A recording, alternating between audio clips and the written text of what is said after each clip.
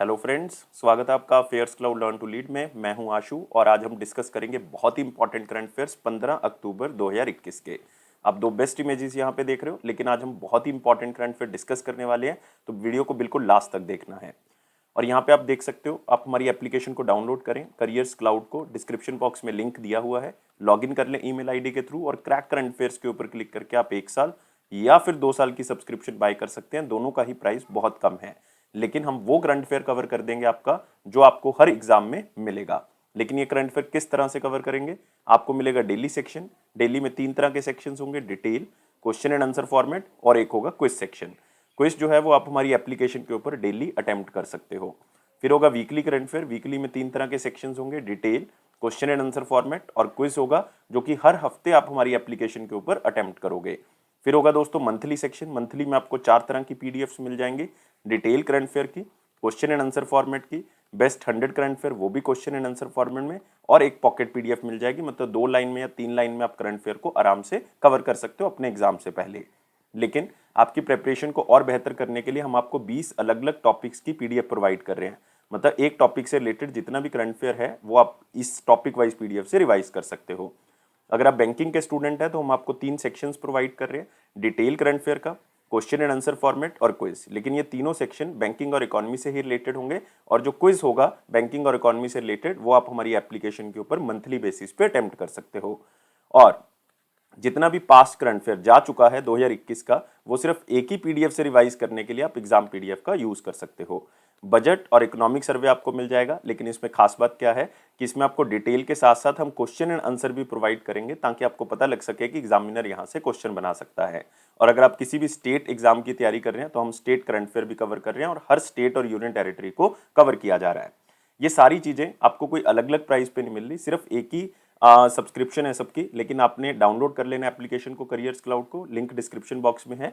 अपनी email ID के through login करें और क्रैक करंट अफेयर्स के ऊपर क्लिक करके आप 1 साल या फिर 2 साल की सब्सक्रिप्शन बाय कर सकते हैं। दोनों का ही प्राइस बहुत ही कम है। एक बार आप चेक करें, मेरे कहने से आपको खुद पता लग जाएगा कि बहुत ही कम प्राइस पे हम इसको प्रोवाइड कर रहे हैं। और जो नए स्टूडेंट है वो 2 साल का बाय करें, उनको फायदा मिलेगा, क्योंकि अगर 1 साल का करते हो तो 2021 का करंट अफेयर आपको मिल जाएगा। तो अभी 2 महीने बाद जो है वो आप कह सकते हो 2022 जो है वो स्टार्ट हो जाएगा। तो आज ही 2022 का करंट अफेयर आप परचेज कर सकते हैं बहुत ही कम प्राइस पे, क्योंकि 2022 में वो बढ़ जाना है। लेकिन दोनों ही सब्सक्रिप्शन के ऊपर 10% एक्स्ट्रा डिस्काउंट मिलेगा। ASH10 कोड को आप यूज कर सकते हो। इस ईमेल आईडी और इस नंबर पे संपर्क भी कर सकते हैं।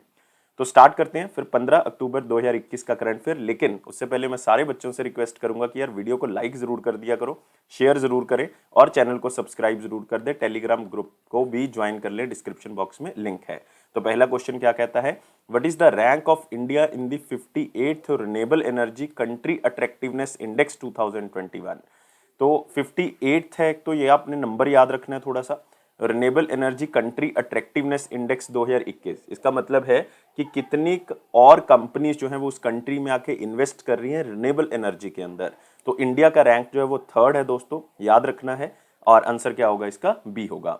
और ये रिपोर्ट 1 साल में 2 बार आती है, इसको भी याद रखना है। ये रिपोर्ट 1 साल में 2 बार आती है, और एक कंपनी है जो इसको इशू करती है, जिसको कहते हैं EY। और EY का मतलब है Ernst and young global limited, जो इसको इशू करती है।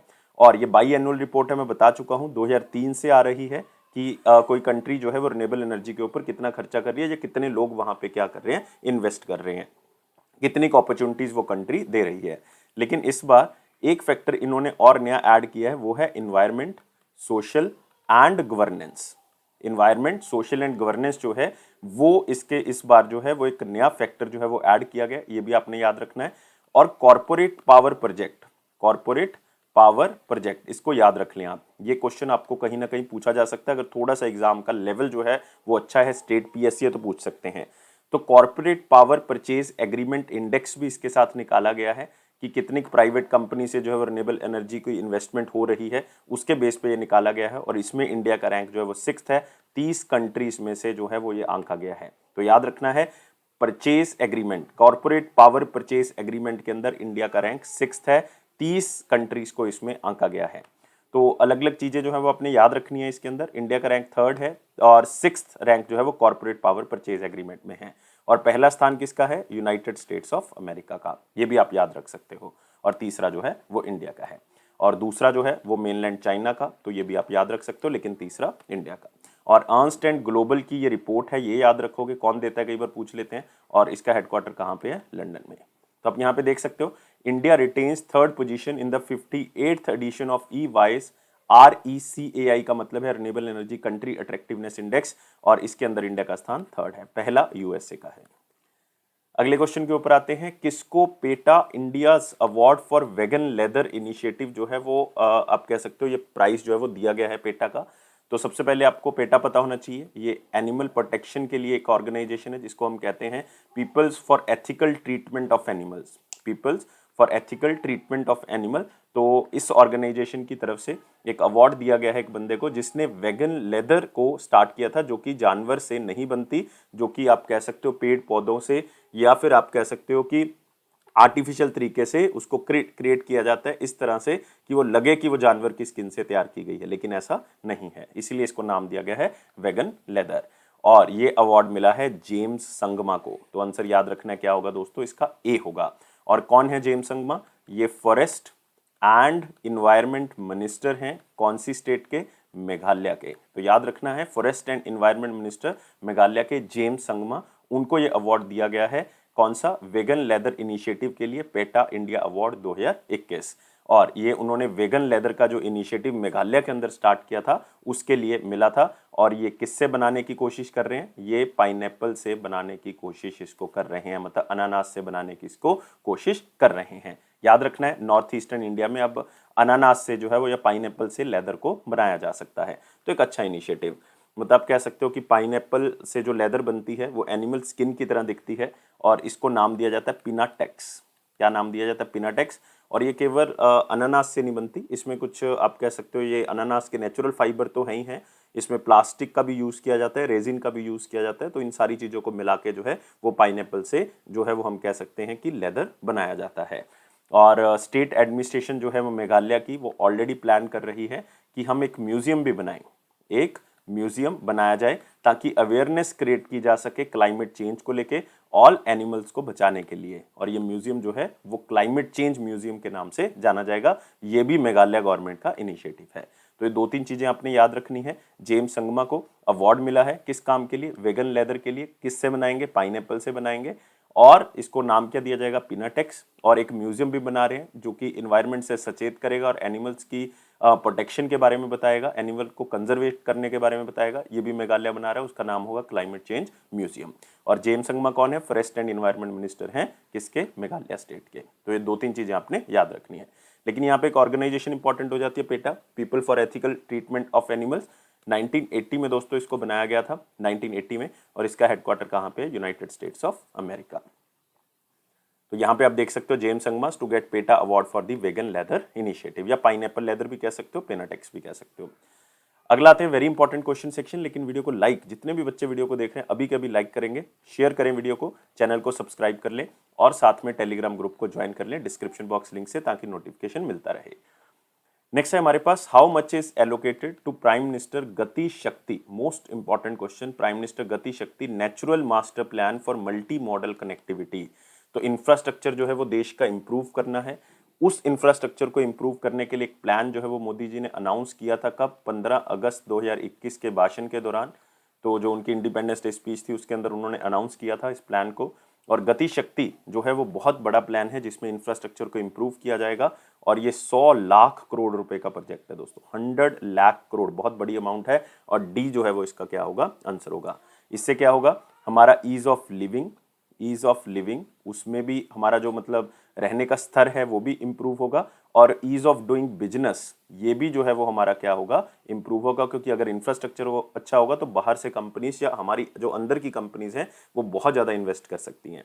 और आप कह सकते हो ये गति शक्ति एक तरह का डिजिटल प्लेटफॉर्म बन जाएगा, एक तरह का डिजिटल प्लेटफॉर्म बन जाएगा, जो कि 16 तरह की सेंट्रल मिनिस्ट्रीज और डिपार्टमेंट्स को आपस में कंबाइन कर देगा, ताकि इकट्ठे होकर वो प्लानिंग जो है वो वहां पे कर सके, और अलग अलग तरह के प्रोजेक्ट्स जो हैं वो इंडस्ट्री से जो रिलेटेड होंगे वो वहां पे स्टार्ट कर सकें। और कितने साल की ये योजना है, 25 साल की ये योजना है कि 25 साल के अंदर इंफ्रास्ट्रक्चर को हम क्या कर देंगे, इंप्रूव कर देंगे। और दोस्तों आप खुद देख सकते हो, गति शक्ति ये दो वर्ड से मिलकर बना है, गति प्लस शक्ति। गति का मतलब यहाँ पे क्या है, गति का मतलब है स्पीड, शक्ति का मतलब क्या है, पावर।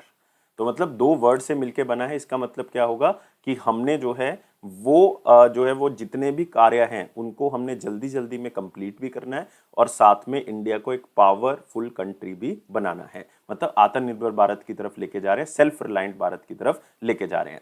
और रिसेंटली निर्मला सीतारमन जी ने भी एक प्लान तैयार किया था जिसको कहा गया $1.5 ट्रिलियन, याद रखना है, $1.5 ट्रिलियन नेशनल इंफ्रास्ट्रक्चर पाइपलाइन, जिसको NIP कहा गया, और 5 ट्रिलियन इकोनॉमी की तरफ हम इसको लेके जा सकते हैं। ये भी इंफ्रास्ट्रक्चर से रिलेटेड है कि किस तरह से हम इसको इंप्रूव करेंगे। तो याद रखना है, गति शक्ति मोदी जी ने इसको लॉन्च किया है, नेशनल मास्टर प्लान है इंफ्रास्ट्रक्चर डेवलपमेंट का। तो 1200 इंडस्ट्रियल कॉरिडोर्स जो है वो इसके अंदर बनाने हैं, ये भी आप एग्जैक्ट फिगर याद रख सकते हो, 1200 इंडस्ट्रियल कॉरिडोर्स। तो अगले क्वेश्चन के ऊपर बढ़ते हैं।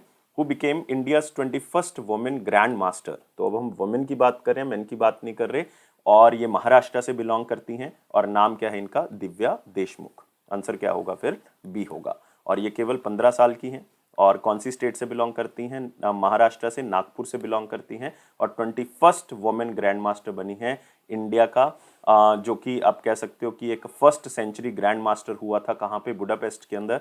तो वहाँ पे ये टूर्नामेंट जीती और इन्होंने जो है वो उसको क्वालिफाई किया और ये 21st वुमेन ग्रैंड मास्टर, नाम याद रखना है 21st दिव्या देशमुख। और इन्होंने जो है वो इंटरनेशनल मास्टर्स बनने के और भी जो है वो कदम उठा लिया है। तीसरा राउंड ये क्वालिफाई कर चुके हैं, दूसरा राउंड भी जो है वो इन्होंने इंटरनेशनल मास्टर्स का क्वालिफाई कर लिया है। अब सिर्फ एक राउंड जो है वो बचा है, अगर उसको भी क्वालिफाई कर लेते हैं तो इंटरनेशनल मास्टर्स में भी इनका नाम आ जाएगा। क्या आपको पता है कि पहली महिला ग्रैंड मास्टर कौन थी?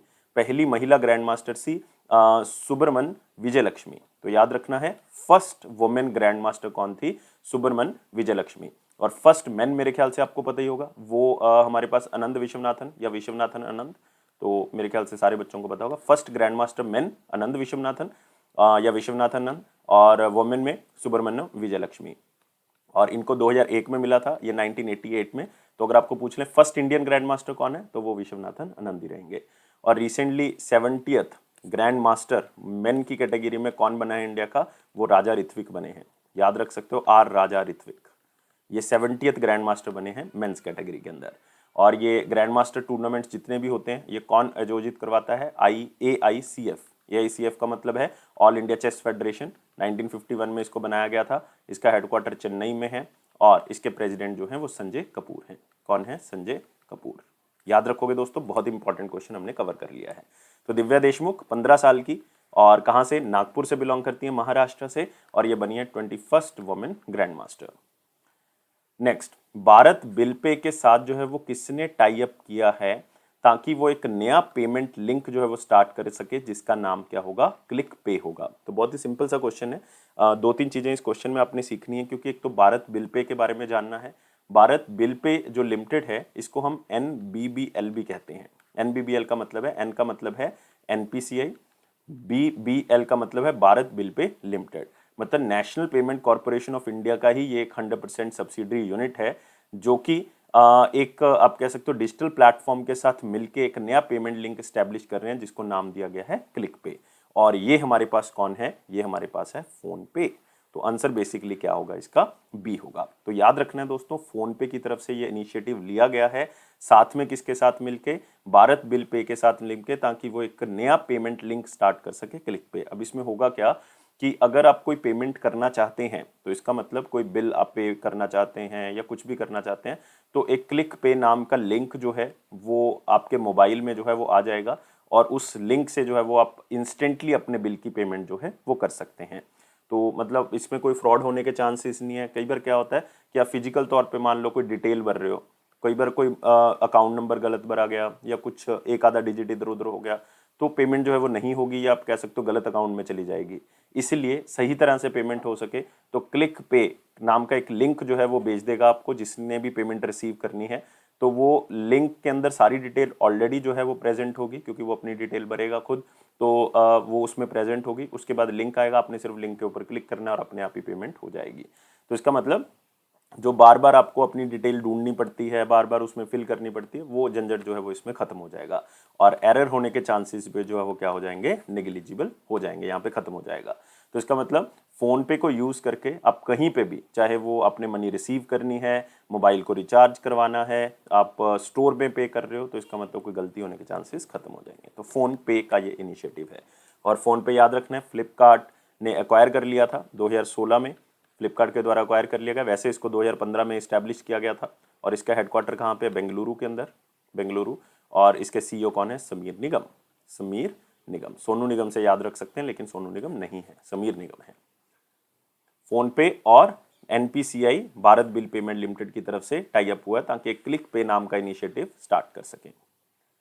अगला क्वेश्चन आता है, who signed a MoU with the Indian Institute of Foreign Trade to increase the knowledge base of Indian MSMEs, ताकि जो माइक्रो स्मॉल और मीडियम एंटरप्राइजेस हैं वो जो है वो अपना एक नया जो है वो बेस क्या कर सकें, स्टार्ट कर सकें। तो इसमें होगा क्या कि एमएसएमईज को सशक्त किया जाएगा, उनको ट्रेनिंग दी जाएगी, उनको नई नई चीज़ों के बारे में बताया जाएगा ताकि वो क्या कर सके, अपना अगर नॉलेज बेस इंक्रीज होगा तो अपने ट्रेड को, इंडिया की ग्रोथ को और आगे बढ़ा सकते हैं। और ये इनिशिएटिव जो है वो स्टार्ट किया है किसने? पेपैल की तरफ से स्टार्ट किया गया। तो आंसर क्या होगा? डी होगा। और Indian Institute of Foreign trade के साथ इसको मिलकर स्टार्ट किया गया है ताकि नॉलेज बेस माइक्रो स्मॉल और मीडियम एंटरप्राइजेस का बढ़ाया जा सके। तो इसके लिए वो करेंगे क्या? अब इसके लिए क्या होगा, एक प्लेटफॉर्म बनाया जाएगा, उस प्लेटफॉर्म को नाम देंगे IDTFF। इसका मतलब होगा India digital trade facilitation forum, India digital trade facilitation forum. तो इसके अंदर क्या होगा, इस फोरम के अंदर जो है वो एजुकेट किया जाएगा, इनको गाइडेंस प्रोवाइड की जाएगी, इनकी अवेयरनेस जो है वो क्रिएट की जाएगी, नई अवेयरनेस जो है वो दी जाएगी एमएसएमईज को, और इनको मार्केटिंग, डिजिटलाइजेशन, एक्सपोर्ट किस तरह से करना है, क्या क्या फायदे हो सकते हैं, सारी चीजें इनको समझाई जाएंगी ताकि ये अपने कस्टमर बेस को क्या कर सके, बढ़ा सके और इंडिया की ग्रोथ जो है वो हो सके। और पेपैल के बारे में आपको पता है, डैन शूलमैन जो है वो इनके हेड हैं और इसका हेडक्वार्टर कहाँ पे? United states of America. अगले क्वेश्चन के ऊपर आप देख सकते हो, पेपैल ने जो है वो Indian Institute of Foreign trade के साथ टाई अप किया है ताकि डिजिटल ट्रेड फैसिलिटेशन फोरम ये बना के इंडिया का इसके अंदर हम एमएसएमई को सशक्त कर सकें। अगला क्वेश्चन है, who was known as the father of Pakistan nuclear weapons programme recently died. तो यार बहुत ही इंपॉर्टेंट क्वेश्चन है, इवन मोस्ट इंपॉर्टेंट में भी कवर कर सकते हो, पूछा जा सकता है कि father of Pakistan nuclear weapons programme जो है वो कौन थे, किसको कहा जाता था, जिनका रिसेंटली देहांत हो गया है। तो नाम है उनका अब्दुल कादिर खान या अब्दुल कदीर खान। तो आप यहाँ पे देख सकते हो अब्दुल कदीर खान का, father of Pakistan nuclear bomb dice. तो 85 की एज में जो है वो इनका देहांत हो गया। न्यूक्लियर वेपन्स प्रोग्राम को लीड कर रहे थे और इनका जन्म जो है वो आजकल वो प्लेस इंडिया में है, भोपाल के अंदर इनका जन्म हुआ था ब्रिटिश इंडिया के दौरान। तो हमने ये याद नहीं रखना, लेकिन इससे आपको थोड़े से लंबे समय तक चीज़ें याद रह सकती हैं। तो इन्होंने एक रिसर्च लेबॉर्ट्री की जो है वो शुरुआत की थी जिसका नाम था इंजीनियरिंग रिसर्च लेबॉर्ट्री, और बाद में इसको नाम दे दिया गया था खान लेबॉर्ट्री या खान इंजीनियरिंग लेबॉर्ट्री। तो इसको इसी को बदल के रख दिया गया था, खान रिसर्च लेबॉर्ट्री या खान इंजीनियरिंग लेबॉर्ट्री। और ये रावलपिंडी में है आजकल, खान रिसर्च लेबॉर्ट्री, KRL के नाम से जाना जाता है।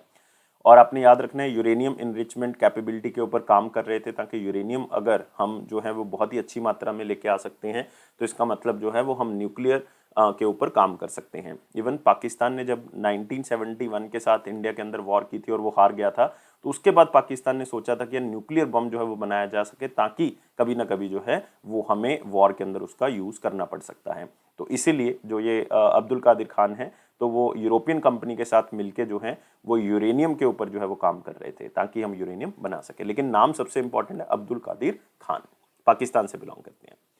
Next, what is the official tagline for Asian Football Confederation Women's Asia Cup India 2022। तो सबसे पहले तो आपने यही याद रखना है कि एशियन फुटबॉल कॉन्फेडरेशन का वुमेन एशिया कप जो है वो कहाँ पे होने वाला है, इंडिया 2022 में होने वाला है। और इसी तरह से आपने याद रखना है अंडर 17 का वुमेन फुटबॉल वर्ल्ड कप जो है वो भी कहाँ पे होने वाला है, इंडिया में होने वाला है। लेकिन ये AFC अलग टूर्नामेंट है, इसको याद रखना है। वुमेन एशियन कप इंडिया 2022 3 शहरों में होगा, मैं बताऊंगा कौन कौन सी जगह पे होगा। लेकिन इसका जो मेन टैगलाइन रखा गया वो रखा गया अवर गोल टू ऑल या for all, our goal for all, ये इसका ऑफिशियल टैगलाइन रखा गया। इसका मतलब है कि फॉर ऑल मतलब यहाँ से सिंप्लीफाई हम कह सकते हैं कि यूनिटी और कलेक्टिव एफर्ट्स, मतलब मिलके जो है वो हमने एफर्ट्स करनी है ताकि जो एशियन फुटबॉल मेंबर्स हैं वो अगर इकट्ठे होकर काम करेंगे तो हम कह सकते हैं कि वुमेन फुटबॉल के लिए हम बहुत कुछ आगे कर सकते हैं। तो इसलिए आपने इस चीज़ को याद रखना है। और AFC women Asia Cup India 2022 जो है वो 3 शहरों में होगा। लेकिन अगर आपको स्टेट पूछे तो स्टेट एक ही है दोस्तों, महाराष्ट्र। कहाँ कहाँ पे होगा? नवी मुंबई में होगा, मुंबई में होगा और पुणे में होगा। तो ये 3 शहरों में किया जाएगा, लेकिन स्टेट एक ही है, महाराष्ट्र। 20 जनवरी को ये स्टार्ट होगा, 6 फरवरी को खत्म हो जाएगा, मतलब ऑलमोस्ट 16 दिन जो है वो चलेगा 2022 में। और 12 फुटबॉल टीम जो है वो इसमें क्या करेंगी? पार्टिसिपेट करेंगी। और आपने एशियन फुटबॉल कॉन्फेडरेशन के बारे में याद रखना है, क्योंकि ये इसमें एशियन टीम्स जो है वो पार्टिसिपेट करेंगी। और एएफसी का जो हेडक्वार्टर है वो कहाँ पे है? कोलालमपुर। और इसको बनाया कब गया था? 1954 में। नेक्स्ट आता है, who participated from Indian side in 60th non aligned movement meeting. तो बहुत ही इंपॉर्टेंट है, इसमें आप नाम के बारे में सीखोगे। तो इसको इंडिया की तरफ से अटेंड किया था जो मिनिस्टर ऑफ स्टेट हैं एक्सटर्नल अफेयर्स। जो minister of state external affairs हैं, शायद आप फोटो से पहचान जाओ। यस, यहाँ पे नाम आपको लिखा हुआ दिख रहा है, मीनाक्षी लेखी जी, जो union minister of state for external affairs and culture हैं। वो गई कहाँ पे? बेलग्रेड के अंदर, सर्बिया के अंदर। क्योंकि ये नाम जो मीटिंग है 60th, ये कहाँ पे हुई है? सर्बिया के अंदर हुई है, बेलग्रेड के अंदर हुई है। देखो पहला क्वेश्चन यहीं पे इंपॉर्टेंट निकल आता है कि इस बार नाम की मीटिंग जो 60th नाम मीटिंग है वो कहाँ पे हुई है? और ये हुई है बेलग्रेड के अंदर। अगर आपको एग्जैक्ट पूछ लिया जाए तो सर्बिया भी आप बता सकते हैं। और किसकी तरफ से अटेंड किया गया है? मीनाक्षी लेखी, जो मिनिस्टर ऑफ स्टेट हैं एक्सटर्नल अफेयर्स की, उनकी तरफ से अटेंड किया गया है। और आप कह सकते हो इन्होंने बात की है वहाँ पे वर्ल्ड पीस और जस्टिस की, वर्ल्ड पीस एंड जस्टिस के बारे में। ताकि खास करके ये टॉपिक जो था वो अफगानिस्तान से रिलेटेड था, कि अफगानिस्तान में किस तरह से वर्ल्ड पीस या जस्टिस जो है वो स्थापित किया जा सके, वहाँ पे देखा जाए किस तरह से हम जो है वो वहाँ पे लोगों के बीच में कॉन्फिडेंस क्रिएट कर सकते हैं, कि हम जो है वो लोगों को सशक्त कर सकते हैं, डेमोक्रेसी वहाँ पे बहाल कर सकते हैं। तो ये सारी चीज़ों के ऊपर वहाँ पे बात की गई। लेकिन यहाँ पे सबसे इंपॉर्टेंट ये है दोस्तों, नाम नॉन अलाइंड मूवमेंट, जिनको नहीं पता, इसकी स्थापना दोस्तों 1961 में की गई थी, नॉन अलाइंड मूवमेंट की। और इसका मेन मकसद यही था कि यूएसए या फिर जो रशिया है, आप कह सकते हो यूएसएसआर है, तो उनके बीच में ऑलरेडी जो है वो कुछ कोल्ड वॉर टाइप, लाइक आप कह सकते हो किसी ने कुछ बोल दिया यूएसएसआर की तरफ से, फिर कुछ बोला गया, फिर यूएसए ने कुछ बोल दिया, तो लड़ाई होने का हमेशा खतरा था। तो कुछ कंट्रीज इस तरफ जा रही थी, कुछ कंट्रीज इस तरफ जा रही थी, तो एक ग्रुप बनते जा रहे थे, जिसके कारण एक नई वर्ल्ड वॉर जो है वो स्थापित हो सकती थी। लेकिन फिर नॉन अलाइन मूवमेंट का इनिशिएटिव आया कि हमने ना तो यूएसए की तरफ जाना है ना ही रशिया की तरफ, मतलब एक तरफ नहीं झुकेंगे। नॉन अलाइंड मतलब एक तरफ नहीं झुकेंगे। तो ये मतलब जो है वो इसलिए इसको बनाया गया था। तो 120 कंट्रीज जो है वो आजकल इसका हिस्सा हैं। 17 कंट्रीज अभी ऑब्जर्वर हैं, उनको परमानेंट स्टेटस नहीं मिला, मतलब वो वोटिंग नहीं कर सकते। और 10 ऑर्गेनाइजेशन भी जो है वो ऑब्जर्वर हैं अभी। तो देखो कितना बड़ा ग्रुप बन चुका है ये धीरे धीरे करके। और सबसे पहली मीटिंग इसकी 1961 में हुई थी, वो भी बेलग्रेड में ही हुई थी दोस्तों। बेलग्रेड में ही पहली मीटिंग हुई थी। इस बार 60th एनिवर्सरी सेलिब्रेट की जा रही है, और पहली मीटिंग पंडित जवाहरलाल नेहरू जी ने अटेंड की थी, क्योंकि उस टाइम पे पंडित जी हमारे प्रधानमंत्री थे। तो ये सारी चीज़ें आपने थोड़ी सी याद रख लेनी है, नाम के बारे में पूछा जा सकता है। 60th मीटिंग और फर्स्ट मीटिंग एक ही जगह पे हुई है, बेलग्रेड के अंदर हुई है। तो दोनों चीज़ों को याद रखना है। अगला क्वेश्चन आते हैं, WHO ने पहली बार जो है वो एक ग्लोबल रोड मैप जो है वो तैयार किया गया है, किसके बारे में? मेनिनजाइटिस को खत्म करने के बारे में। कौन से ईयर तक वो कहते हैं कि मेनिनजाइटिस को खत्म कर देंगे? तो वर्ल्ड हेल्थ ऑर्गेनाइजेशन की तरफ से ये कहा गया है कि मेनिनजाइटिस, जो कि बहुत से लोगों की डेथ का एक कारण बनता है, तो उसको हम खत्म कर देंगे। कौन से ईयर तक? उसको हम खत्म कर देंगे 2030 तक। मतलब आंसर क्या होगा? डी होगा। अब कई बच्चों ने नहीं सुना होगा कि मेनिनजाइटिस होता क्या है। मेनिनजाइटिस बेसिकली क्या है? एक तरह से मतलब ऐसी बीमारी है जो आपके ब्रेन में, जो आपके ब्रेन को इफेक्ट करती है, ब्रेन की जो मेम्ब्रेन है उसको इफेक्ट करती है, जो आपकी स्पाइनल कोड है उसको इफेक्ट करती है। मतलब एक तरह से ये किसके थ्रू हो सकती है? ये बैक्टीरिया के थ्रू हो सकती है, और ये वायरस के थ्रू भी हो सकते हैं। आपको ये पूछा जा सकता है कि कौन सी बीमारी है, ये बैक्टीरिया और वायरस दोनों से हो सकती है। लेकिन जो बैक्टीरिया के कारण होती है वो सबसे खतरनाक है, सीरियस है, क्योंकि उससे 2,50,000 लोग हर साल मारे जाते हैं। जिसके कारण हमें इस मेनिनजाइटिस को खत्म करना है, क्योंकि ब्रेन के अंदर वो बैक्टीरिया या स्पाइनल कोड के अंदर वो बैक्टीरिया या वायरस जो है वो क्या करता है? इसको खत्म कर देता है, इसकी मेम्ब्रेन को इफेक्ट करता है। तो इसीलिए जो है वो इसको खत्म करना जरूरी है।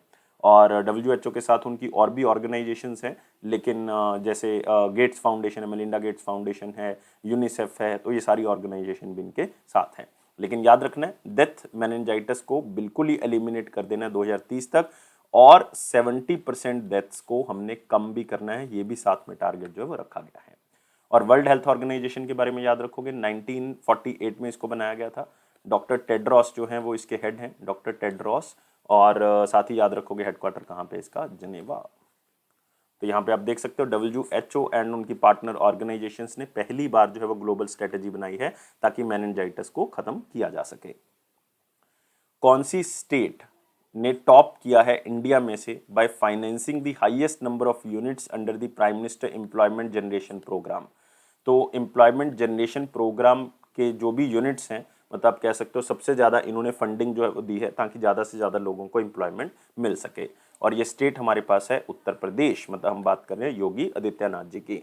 और यूपी गवर्नमेंट का ये सोर्स कहता है, मतलब उनका जो ऑफिशियल डाटा ये कहता है कि हमने 123 करोड़ रुपए जो है वो मार्जिन मनी रखी हुई थी किसके लिए, Prime Minister Employment generation programme के लिए, ताकि हम अलग अलग तरह के प्रोजेक्ट जो है वो फाइनेंशियल ईयर 21-22 में स्टार्ट कर सके, जिससे लोगों को जो है वो क्या मिलेगी, आप कह सकते हो एम्प्लॉयमेंट मिलेगी। मतलब ऐसे यूनिट्स को फंड करना जो कि लोगों को क्या प्रोवाइड करेंगे, एम्प्लॉयमेंट प्रोवाइड करेंगे।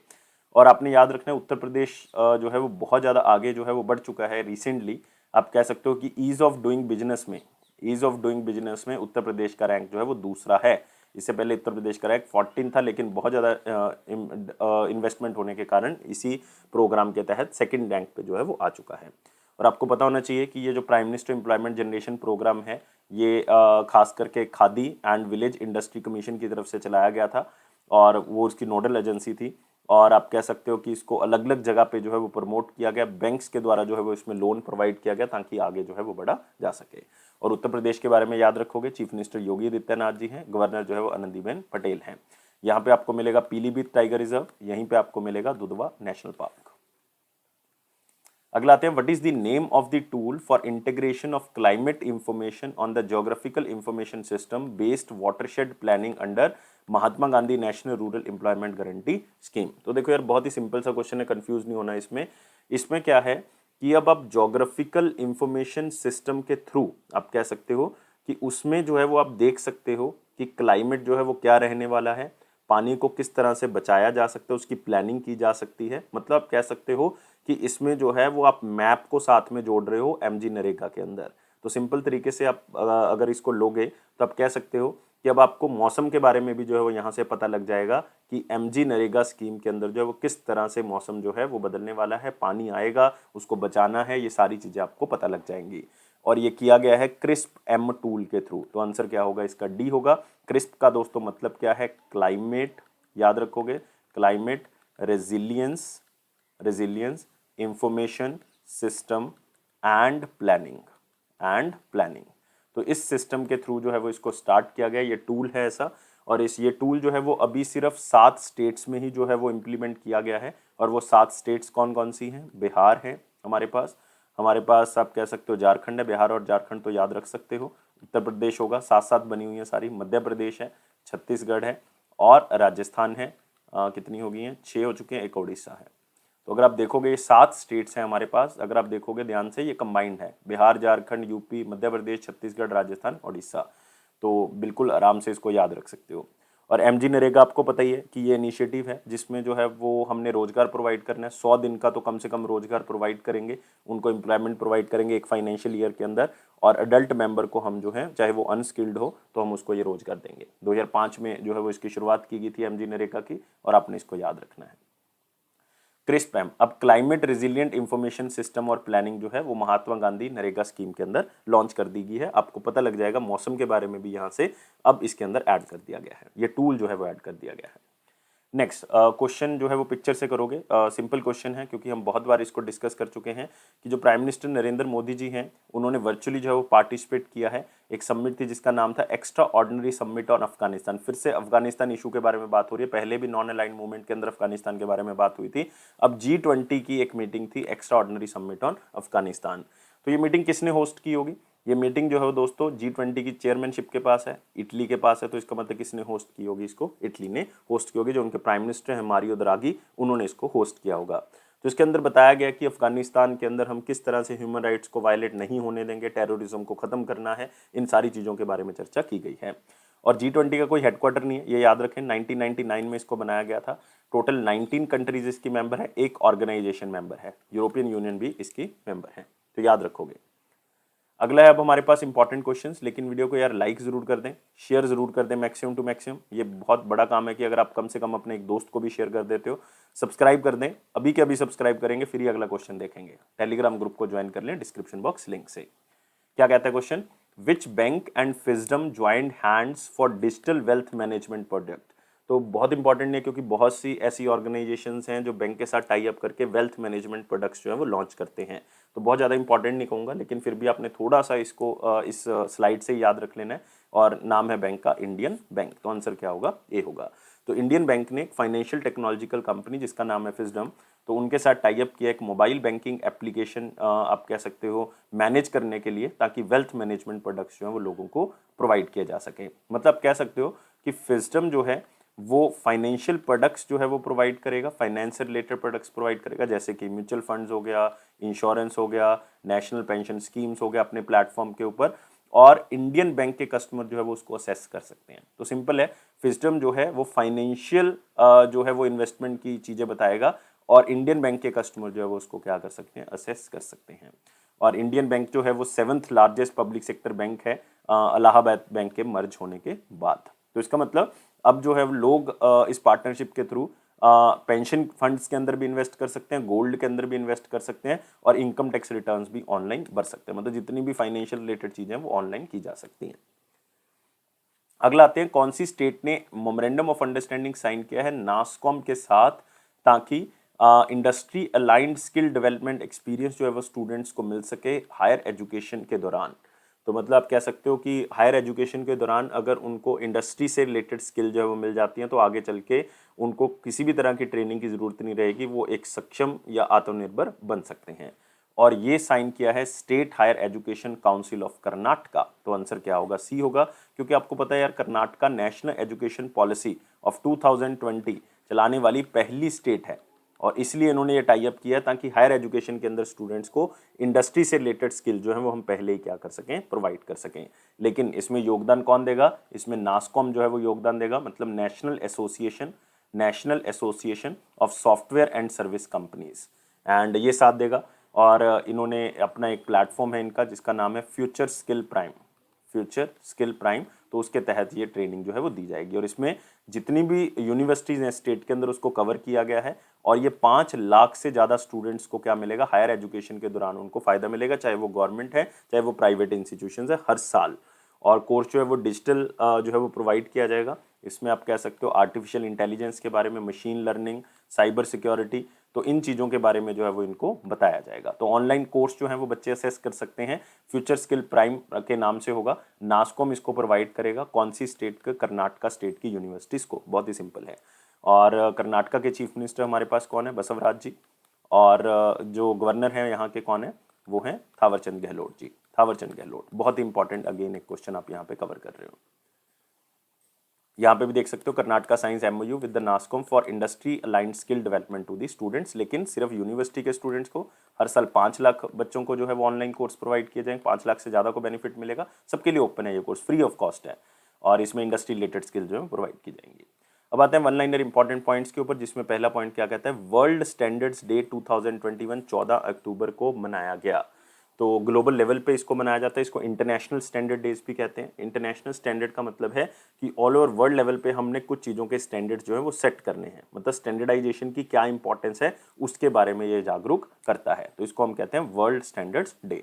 बहुत सी ऑर्गेनाइजेशन इसमें शामिल है, जैसे ISO, international organization for standardization, ITU, international telecommunication union, या फिर IEC का मतलब इंटरनेशनल इलेक्ट्रोटेक्निकल कमीशन।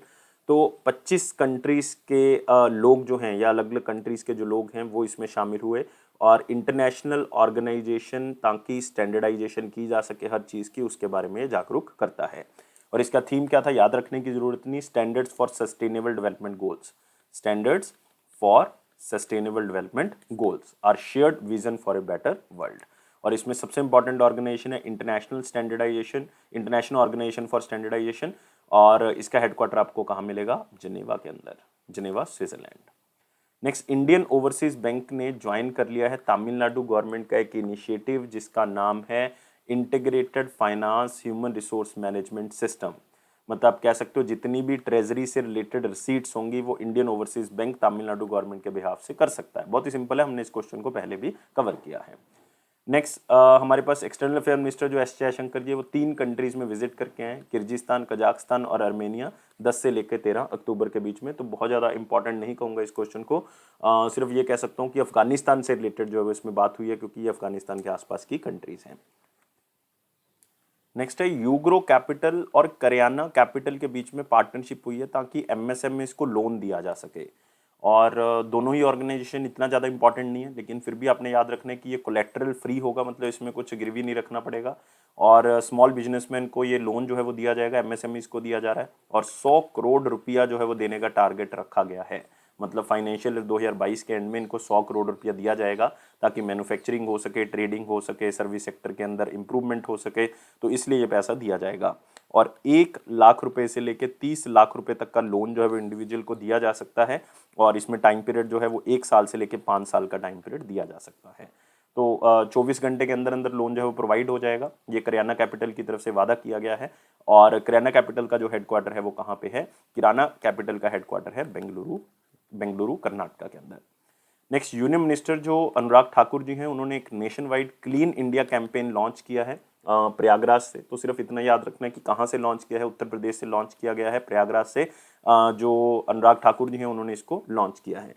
और क्लीन इंडिया कैंपेन आपको पता ही है कि ये अवेयरनेस क्रिएट करेगा, लोगों को इकट्ठा करेगा कि हमने जो है वो क्लीनिंग ड्राइव जो है वो स्टार्ट करनी है। मतलब हमने जो वेस्ट मटेरियल है उसको इकट्ठा करना है और उसको ख़त्म करना है। और ख़ास करके इसके ऊपर फोकस रहेगा प्लास्टिक वेस्ट के ऊपर जो है वो ख़त्म रहेगा, क्योंकि सिंगल यूज़ प्लास्टिक हमने 2022 तक जो है वो ख़त्म करना है।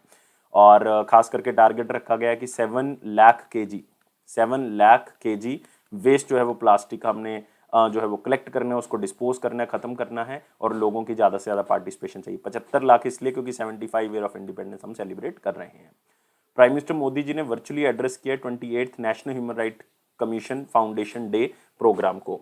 तो 2-3 चीज़ें इसमें आप सीख सकते हो कि 28th national human right commission है। तो ह्यूमन राइट कमीशन के बारे में आपको पता होना चाहिए। इसकी स्थापना 1993 में की गई है, लेकिन ये कॉन्स्टिट्यूशनल बॉडी नहीं है दोस्तों। कॉन्स्टिट्यूशन के अंदर इसका कोई आर्टिकल नहीं है। 1993 इसको ह्यूमन राइट एक्ट के थ्रू बनाया गया था। इसका मतलब इसका एक्ट है तो ये स्टैट्यूटरी बॉडी है, कॉन्स्टिट्यूशनल बॉडी नहीं है।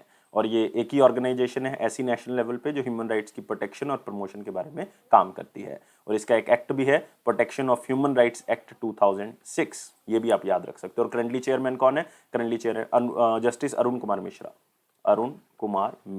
करंटली चेयरमैन है। नेक्स्ट आते हैं 14 अक्टूबर 2021 का क्वेश्चन क्या कहता है? क्वेश्चन था name of the bank which first time introduce the merchant banking in India. तो मर्चेंट बैंकिंग दोस्तों अगर आप पुराने टाइम से देखोगे तो इसका मतलब वो बैंकिंग जो कि कमर्शियल लेवल पे लोन्स और इन्वेस्टमेंट को प्रमोट करेगा। तो ब्रिटिशर जो हैं वो इसको इन्वेस्टमेंट बैंक के नाम से भी जानते थे। और मर्चेंट बैंक्स जो हैं वो पहले मॉडर्न बैंक्स आप कह सकते हो, या आप कह सकते हो कि वो उस तरह के मॉडर्न बैंक्स थे जो बिजनेसमैन को लोन प्रोवाइड करते थे या बिजनेसमैन को जो है वो इन्वेस्ट करने के लिए सहायता करते थे। और सबसे पहले ये स्टार्ट किया था ग्रिंडलेस बैंक। तो स्टार्ट आंसर होगा इसका बी होगा। तो ग्रिंडलेस बैंक या ग्रिंडलेस बैंक आप कह सकते हो 1967 में जो है इनके द्वारा नेशनल ग्रिंडलेस के नाम से रजिस्टर्ड था। ये इन्होंने इंडिया के अंदर मर्चेंट बैंकिंग की स्थापना की थी। और दूसरा बैंक जो दोस्तों था वो था सिटी बैंक। दूसरा बैंक कौन था? City bank. उन्होंने 1970 के अंदर इसकी शुरुआत की थी। और स्टेट बैंक ऑफ इंडिया ऐसा पहला इंडियन कमर्शियल बैंक था जिन्होंने separate merchant banking division start की थी 1972 में। तो ये भी क्वेश्चन आपको पूछा जा सकता है कि एसबीआई ऐसा पहला इंडियन कमर्शियल बैंक था जिसने सेपरेट मर्चेंट बैंकिंग डिवीजन जो है स्टार्ट की थी 1972 में। क्योंकि सिटी बैंक आपको पता है कि एक तरह का फॉरेन बैंक की तरह से रजिस्टर्ड है। ग्रिंडलेस बैंक जो है वो पुरानी बात कम कर रहे हैं 1967 की। ये भी जो है वो एक तरह से आप कह सकते हो कि नेशनलाइज्ड इंडियन कमर्शियल बैंक की तरह से नेशनलाइज नहीं था, जिसके कारण जो पहला कौन सा आएगा फिर एसबीआई आएगा। लेकिन हमने ऐसा सिर्फ इंडिया का ही पूछा था तो आंसर क्या होगा? ग्रिंडलेस बैंक 1967। तो क्वेश्चन ऑफ द डे क्या कहता है? वो कहता है इस saving as well as current account should be treated as inactive. उसको इनएक्टिव मान लिया जाएगा if there are no transaction, कोई भी ट्रांजेक्शन नहीं हुई। कितने समय तक? तो ये अपने समय जो है वो मुझे कमेंट बॉक्स में बताना है। मैं वेट कर रहा हूँ आपके आंसर की लेकिन 700 प्लस लाइक्स मुझे चाहिए, चैनल को सब्सक्राइब करना है और वीडियो को यार कम से कम एक बंदे को तो यार शेयर कर ही दो आप, और टेलीग्राम ग्रुप को ज्वाइन कर लें और इस बेल बटन को प्रेस कर दें ताकि आपको नोटिफिकेशन ऑन टाइम मिल सके। ये फेयर्स क्लाउड का प्रॉमिस है कि आपके कॉन्फिडेंस को जरूर बूस्ट करेगा। और वीडियो को देखने के लिए बहुत बहुत शुक्रिया।